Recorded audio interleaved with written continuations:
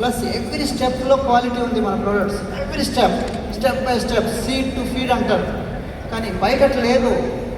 Don't get tempted. తక్కువ cost ఉంది, product బాగుందని. ఎన్ని టెస్టింగ్స్ ఉన్నాయో చూడండి, ఎంత అక్రిడేషన్స్ ఉన్నాయో చూడండి.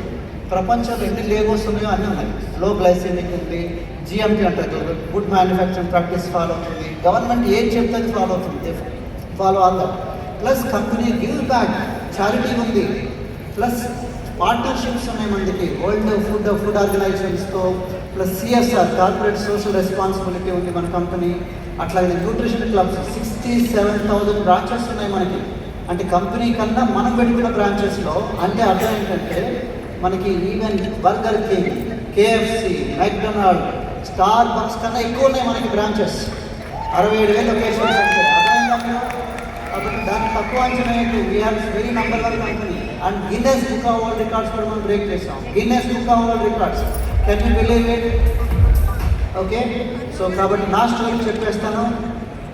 నేనే మీకు మోడల్ అనుకోండి, నేనే మీకు ఎగ్జాంపుల్.